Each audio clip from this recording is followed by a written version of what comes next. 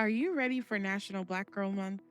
April is National Black Girl Month, and this year we're centering Black motherhood.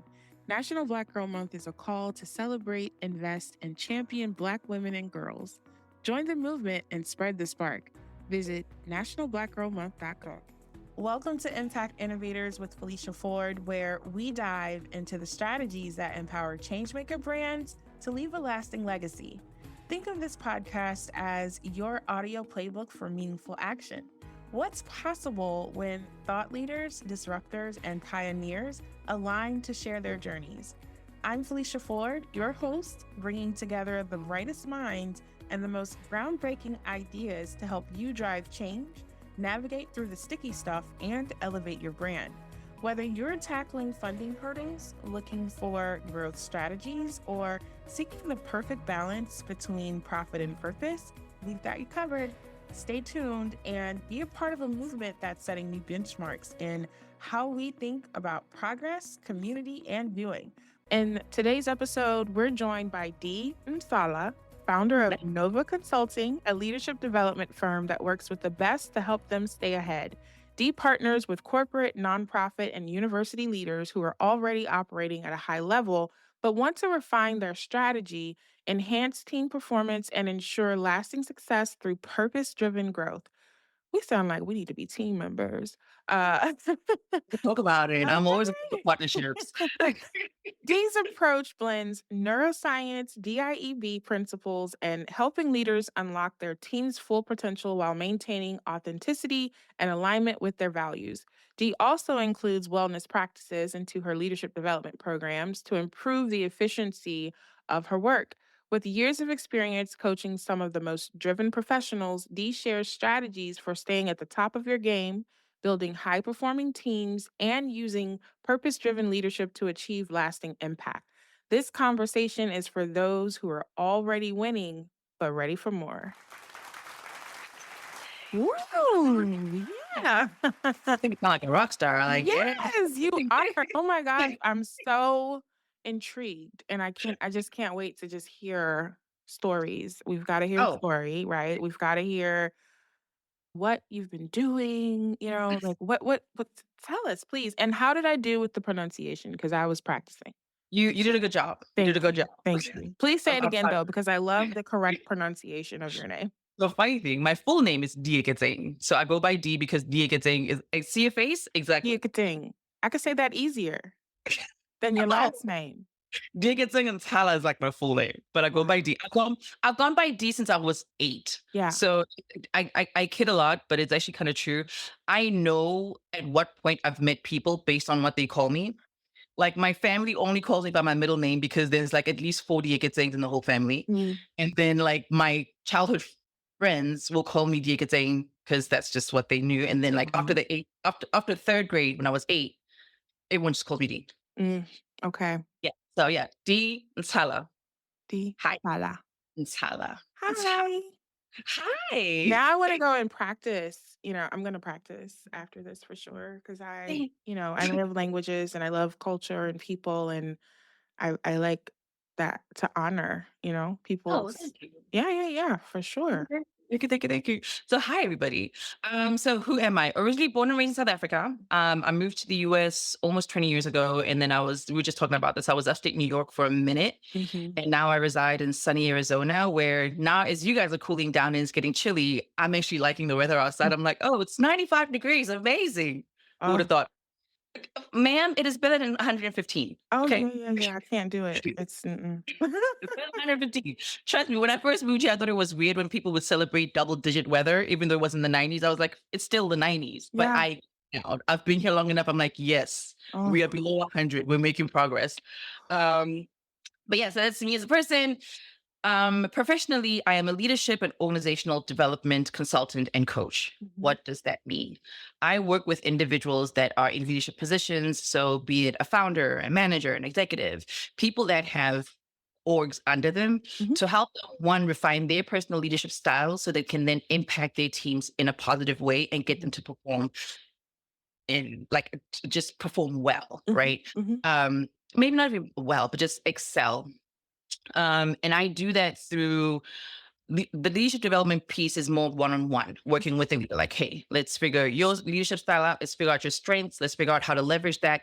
And then how does that translate into how you lead your team? Right. And then when I get pulled in to work with an organization or a team, we're looking at the entire team's dynamics. Like, okay, fine, what is working? What's not working? Mhm. What are we supposed to be achieving? Why are we not achieving it? How do we bridge that gap? And then I help with that process as well.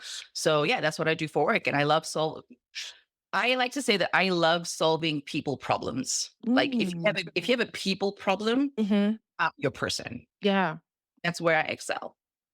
So here's my perspective a little bit on people problems. I Yeah, feel that this is not even researched, right? So this is not a scholarly statistic that I'm about to share, but me. usually from my perception, organizations think that they have a sales problem or a numbers problem of some sort, and it's usually a people problem. I can tell you from my experience, anytime I have gone in to fix a performance issue, it was a leadership issue. That is a people problem, Right. Right. right? So Right. it's and when you look at corporate specifically, a lot of times, and there's a number to this, and I don't want to fudge it, but it's high. Yeah. It's like 60, between 60 and 80%. Between 60 and 80% of leaders, when they're promoted because they are good at their job, Right. not because they're good at leading people. And there is a difference, right? I can be good at doing the thing. It doesn't mean that I have the skills I need to lead other people that are doing the thing. Mhm. And where corporations fall short is they then don't even try to fill that knowledge gap and say, hey, let's put you through a leadership training or a leadership development process where you can build the skills of, leading people. It's like, oh, you're good at the job. Get a raise, get a promotion, and then we'll have a conversation when your team is not performing. And I'm like, that is so retroactive. That is because and depending on that person's manager, if they have a manager that's attentive and on top of their team and actually is invested in developing their people, Mhm. when there are some cracks in the process, they'll catch it early. Right. Otherwise, they don't see it until it shows up on a spreadsheet. By the time it shows up on the spreadsheet consistently to the point where the senior leadership team is like, hey, there's a problem here. It's been going on for months and at Right. times years. Right. Right. So my answer to that is that's optional. That Right. doesn't have to be norm. You That know, doesn't have to be norm. it doesn't have to be the norm. And as you're speaking, my audience is, I say this probably almost every other episode, but this is to warn them. Like, this is the moment when I say I get excited about what you're saying because I'm thinking about different cultures and we serve the similar clients, but in different ways. And as you've been sharing, I've been thinking about some of those spaces where there are people who are passion led and even mission driven, but Mhm. have never had leadership development and Yeah. have never, it's not even about a degree, right? Mm, Because we know that there are people who are definitely fit for a position that has nothing to do with a degree. Like you absolutely. said, it's emotional, it's EQ, not IQ, because the emotional intelligence helps you to be a better leader because now you've got self-awareness, you've got conflict resolution, you've got vision, you've got delegation skills, you've got a hold of your ego where it's not about you and it's not about power, it's not about authority, it's about one team, one mission. Right. And the fortunate and unfortunate piece of it is right now, for a lot of leaders, we tend to show up based on the examples of leadership that we have witnessed in our lives, right? So if you have gone through your career and having like terrible leaders, you're either going to be the person that says, okay, I'm learning from this person what never to do to my team. Yeah. I'm going to show up. Or you're going to be the person that goes, oh, that got the job done. So let's just keep doing it. And, Right. Right. and my answer is just because someone did something and it worked for them does not necessarily mean that it works for you, right? Right. And that's the work that we'll do. Understand what your individual leadership style is. Understand what your strengths are as a leader. Mhm. And let's not spend too much time tackling your weaknesses because that's just going to exhaust you. There are going to be certain things that you just can't help. Right. And this is where being collaborative is going to come in. I think the The landscape of leadership in itself is shifting Mhm. from being more like directory to being more collaborative. Mhm. I know that I'm good at certain things, so I will make sure that there are people on my team that cover the things that I'm just not that good at, Right. right? Right. That that gives me this the space to thrive where I'm strong in my zone of excellence and genius. And Right. it gives the people a chance to develop where they are good and they can then thrive in that space. Right. We just have to change how we're doing things. But a lot of corporations aren't there yet, which is why right now, honestly, my focus is working with smaller startups. Mhm. Because changing a corporate culture of a company that's been around for 20 years with 5,000 people, it's going to take years. Years. And Yeah. I will die on this hill. Corporate has a very unhealthy habit or relationship with time and results when it Mhm. comes to human behavior. Mhm. Mhm. Humans are not machines. I cannot flick an on and off switch and then make you do something and switch it on and then suddenly you're doing it better like Right. for the rest of the time that you're there. Right. No, it's a gradual process, right? Right.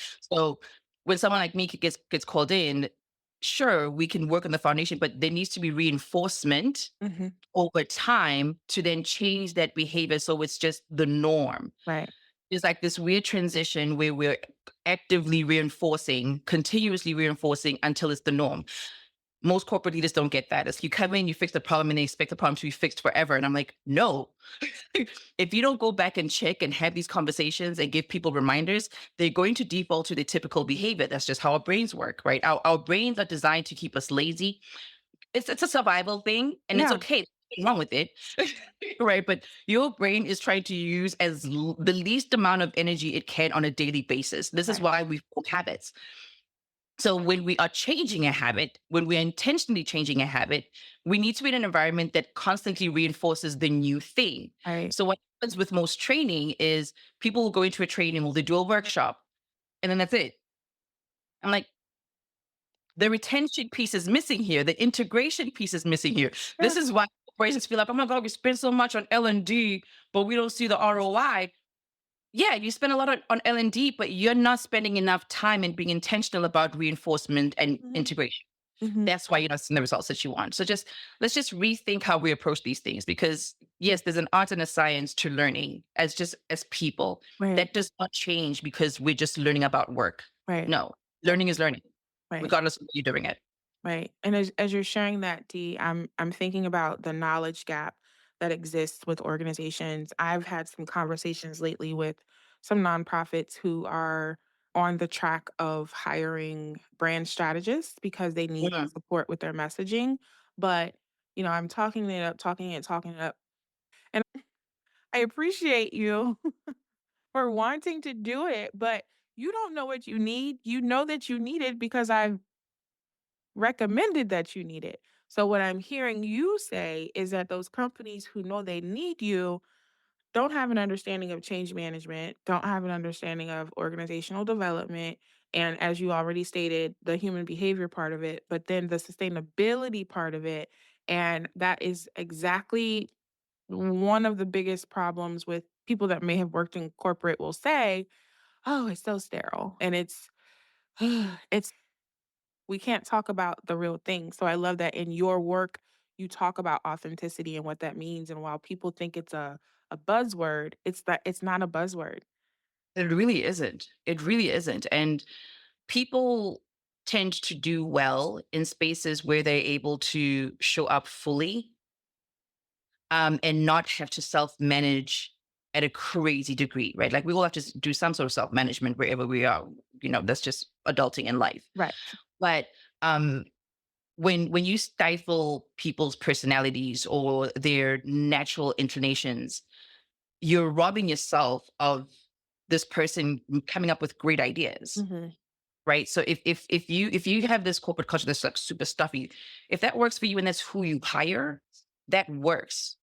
But if you're gonna hire creatives and put them in a super stuffy environment, what are we doing? Why are we Mhm. doing that? Disaster. Why are we doing that? Right? Like it frustrates me to no end when companies are like, oh my God, we want you to come up with new ideas. And when you do, it's like, no, but we like doing the way we did. So why am I here? Right. Like when we first talked, you said, You said this is what you wanted. Right. right? And now that we're here, this is not what I'm seeing. What are we Mhm. doing? right? I'm known for calling that out. Like, this is not going to work. Not gonna work. Not every company is ready to change. Yeah. Mhm. Keep it a buck. Not everyone's ready to change. Not even every human is ready to change. Most humans are not. People don't fear change as much as they don't like being forced to change. Mhm. Right? It's Mhm. if something is not working for me and I have to change it, guess what I'm going to do? I'm going to change it. Right.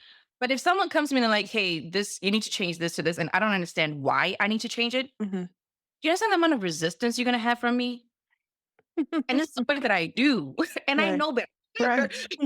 But it's just human nature. I want to be like, wait, why am I changing this? Like, I need to understand.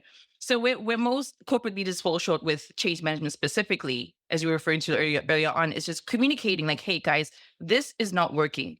Mhm. This is where we need to be. Here is the gap. Mhm. Here's the agreement that we now have, that we now need to have with you as well, that we're going to do these things Mhm. to get us where we need to go. So stepping people into a training room for an afternoon of like leadership intensive workshop, and then like you have lunch and then they're gone Yeah. and no one goes back to the whatever we learned. Yeah. That's not anything. You just gave people 4 hours of information, Right. but there was no learning because there's no application.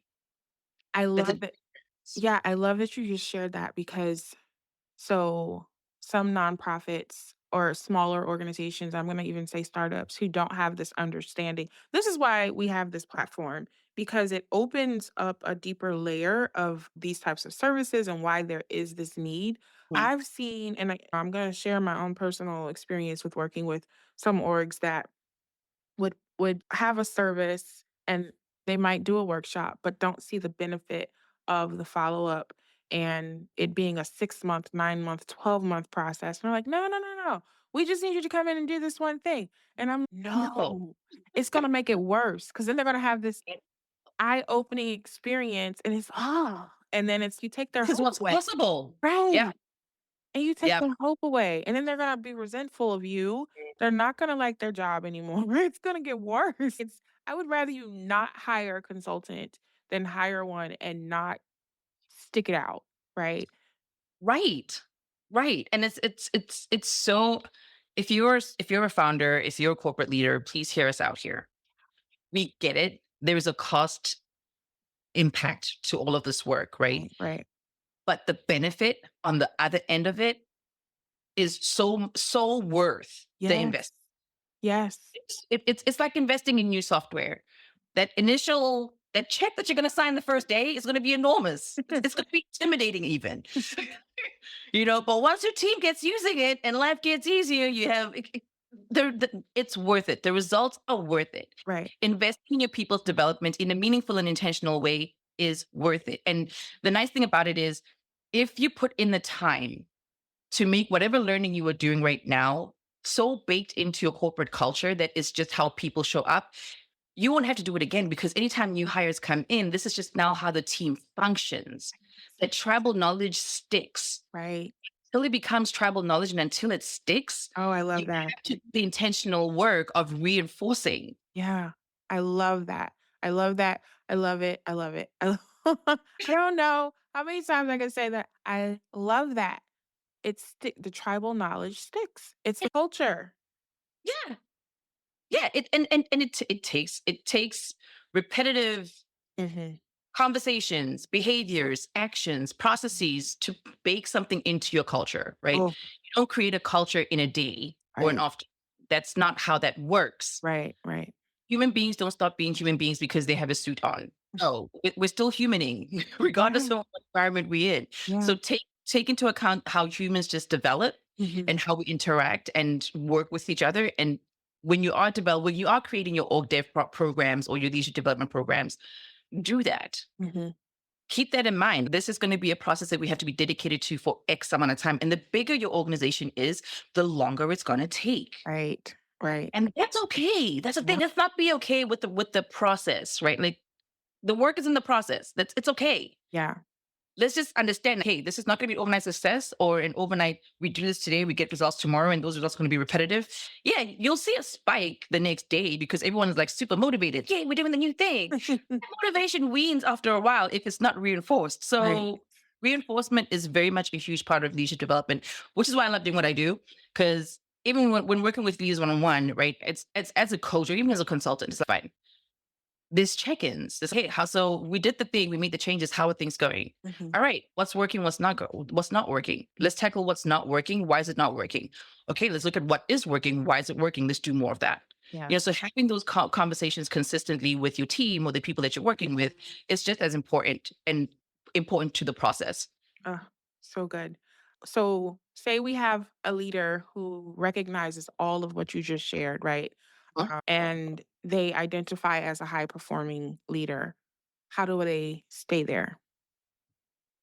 How do you why do you want to stay where you are?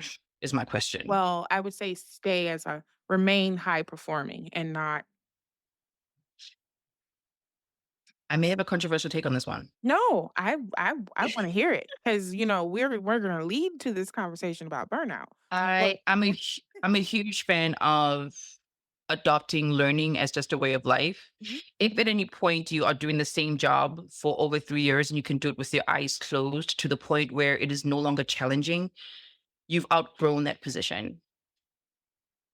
You've outgrown that position. And I mean, if you're at a point in your life where you're like, okay, I'm ready to coast, then coast. Right, Stay where you are. I love that for you and everybody involved. right. You because you are making the intentional decision Mhm. to coast, right? You understand. And when I say coast, I'm not saying coast at 20%. You're coasting at 85%. Right. 80, I don't condone being at 100% all the time. That leads to burnout. Please, like 85 is a good, that's like an A. Mhm. You're doing great. We Mhm. love this, Mhm. right? So if you like an A plus person and you're just like, I'm at a point in my life right now where I can challenge myself in areas outside of work and just keep work where it is, Right.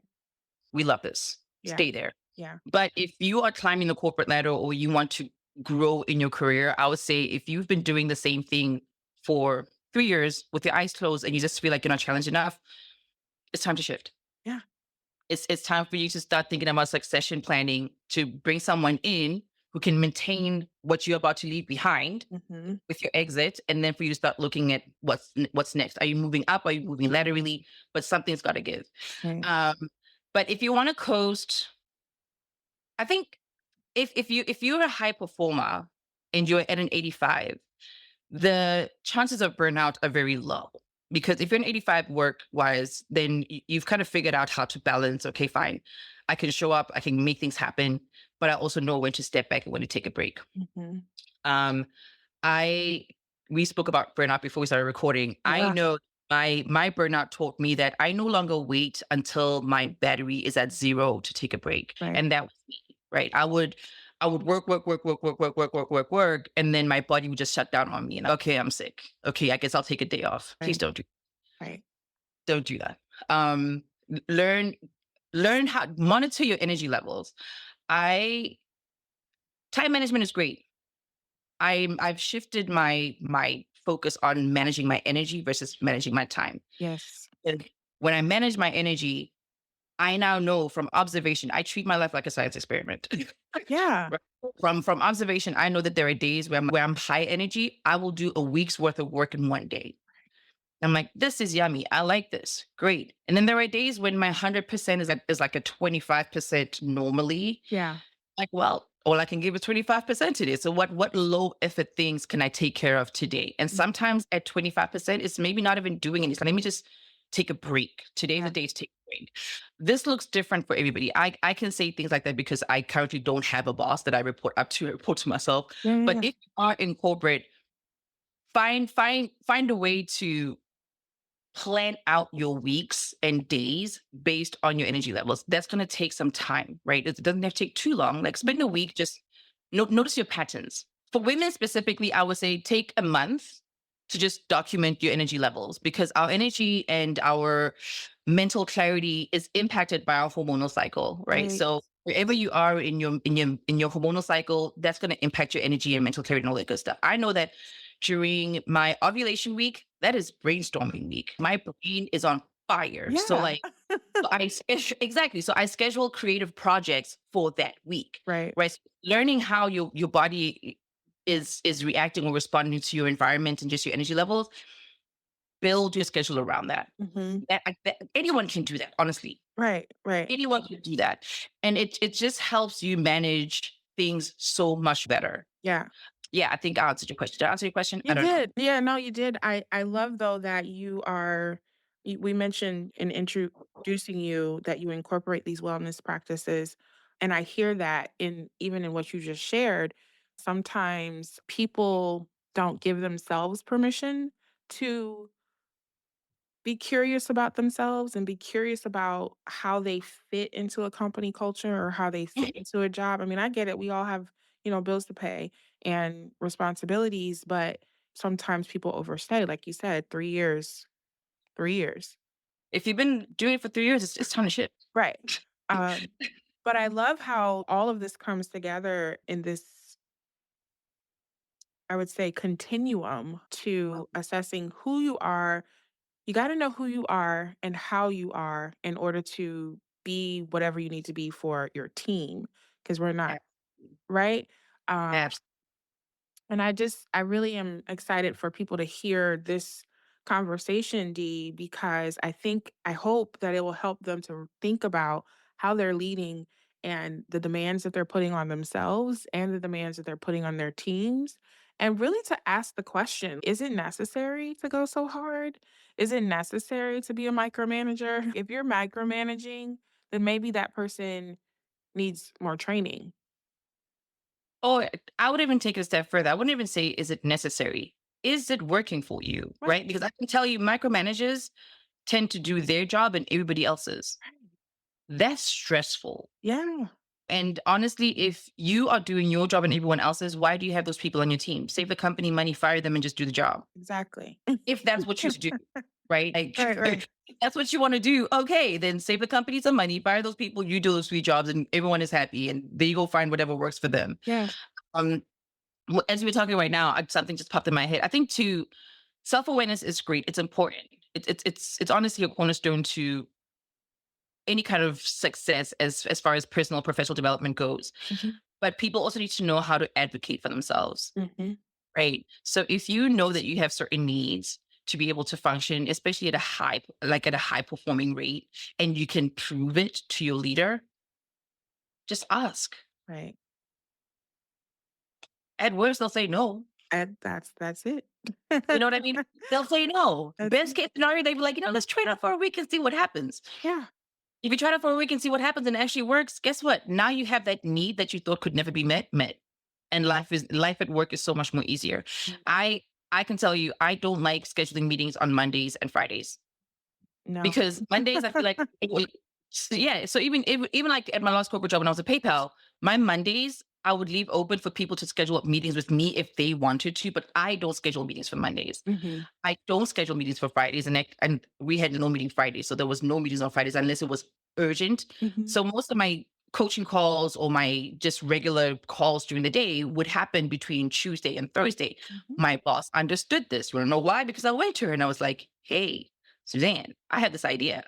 How about I Yeah. want to try this out?" And we did, and it worked. And it was like, okay, cool. And then something else that our team adopted was we would start all of our meetings 5 minutes after the hour just to avoid people having to rush from call to call. Right. So there's all these little things that we can do and incorporate into our workday that Mhm. just make life easier. Right. But people won't know how to support you if you don't say something. So please, please, please, if it's a need that you know is impacting your ability to show up fully, speak up, advocate for yourself. And if you do advocate for yourself and you met with resistance that doesn't make sense, then may just not be the right place for you. And maybe you should take your talent somewhere else. Right. Right. Dee, before we head out, share with us what are the common traits that you've observed with exceptional leaders? Exceptional leaders know their people, and they're able to know their people because they know themselves. So self-awareness is a thing. Like you can't escape that. If you are someone that is able to be compassionate with yourself, guess what? You're able to extend compassion to others. If you can give yourself grace, you can give others grace. If you know how to tackle your opportunities, you'll be able to do it with other people. Mhm. Exceptional leaders are also they balance the numbers part of business and the people part of business Mhm. in such a beautiful way. Um, and yeah, so they know their people, they balance numbers and feels because those things they exist. So the qualitative and quantitative data, they're very good at blending those things. They're excellent communicators, of course. And some of the most empathetic people I know. Yeah. Yeah. Amazing. Dee, I think we're gonna have to have another conversation because there's so much to cover here with what Oh, you yeah. do and how good. I'm down. Good. Now, how can the audience connect with you if they're interested in hearing more, learning more, or even hiring you? Oh, I am Dee Ntšala on LinkedIn. So if you just connect there, that's where I spend most of my time. I My Threads account where we connect is actually like my personal threads. I'm like, well, that's like the party in the back. But you can come through if you want to. Just know that there'll be some posts about K dramas linked like somewhere in there Okay. and music. But yeah, but no, I'm Dee Ntšala on LinkedIn. My website is www.novaconxulting.com, and that's consulting with an X. But yeah, if you want to get to know me as a person, definitely LinkedIn is where you can get started, Awesome. and we can have amazing conversations there. Perfect. Thank you so much, Dee. I really appreciate you joining us. Thank you. Thank you. All right, all. Have a great day. Go out there and be great. The best leaders Bye. know that strategy happens in real time, in the right room with the right people. That's why I created Momentum Lab, where creatives and change makers meet weekly to break down challenges, refine their strategies, and move forward with momentum. If you're ready to sharpen your next move, join us at lab.feliciafordandco.com. Hey, Changemaker, real quick before you go, if today's episode helped you in some way, the best way to thank me is to head over to Apple Podcasts, subscribe to the channel, and leave a review. I'd also love to connect with you over on social. You can find me at Friends Call Me Fee. Until next time, keep changing the game.